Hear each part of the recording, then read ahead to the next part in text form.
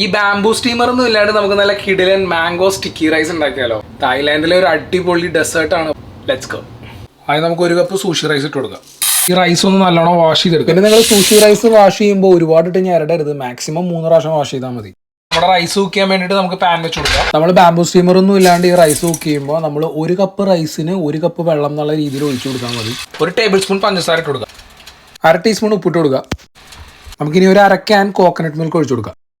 ചെറുതായിട്ട് തിളച്ച് വരുമ്പോൾ നമുക്കിത് അടച്ചു വെച്ച് 20 മിനിറ്റ് ഒരു ലോ ഫ്ലെയിമിൽ വേവിക്കാം. നമുക്കിനി ബാക്കി ഉണ്ടായിരുന്ന ആ കോക്കനട്ട് മിൽക്കും കൂടെ ഒഴിച്ചു കൊടുത്ത് ഇനി ഒരു 20 മിനിറ്റും കൂടെ നമുക്കൊന്ന് അടച്ചു വെക്കാം. കാരണം നമ്മുടെ റൈസ് റെഡി ആയിട്ടുണ്ട്. നമുക്ക് ആ ഷേപ്പ് കിട്ടാനായിട്ട് ചെറിയൊരു ബൗളിലോട്ട് ഇട്ട് കൊടുക്കാം. നമുക്കിനി സോസ് ഉണ്ടാക്കാനായിട്ട് 1 ക്യാൻ കോക്കനട്ട് മിൽക്ക് ഒഴിച്ചു കൊടുക്കുക. ഇതിലേക്ക് ഒരു 1/2 കപ്പ് പഞ്ചസാര ഇട്ട് കൊടുക്കുക.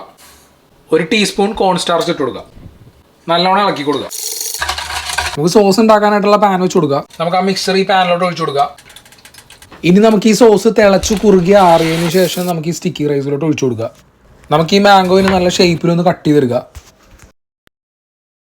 നമുക്കിനി ഒരു ചെറിയ കഷ്ണം വാഴലയുടെ മേളിലോട്ട് നമ്മൾ ആ സോസ് ഒഴിച്ച് വെച്ച സ്റ്റിക്കി റൈസ് പ്ലേറ്റ് ചെയ്യാം. അതിന്റെ മേളിലോട്ട് ഒരു വാഴല ചുരുട്ടി ഒരു ഭംഗിക്ക് വെച്ച് കൊടുക്കുക. പിന്നെ നമ്മൾ ആ സ്കോർ ചെയ്ത് വെച്ചേക്കണം മാങ്ങയും സൈഡിൽ വെച്ച് കൊടുക്കുക. അപ്പോൾ സംഭവം ഇത്രേ ഉള്ളൂ.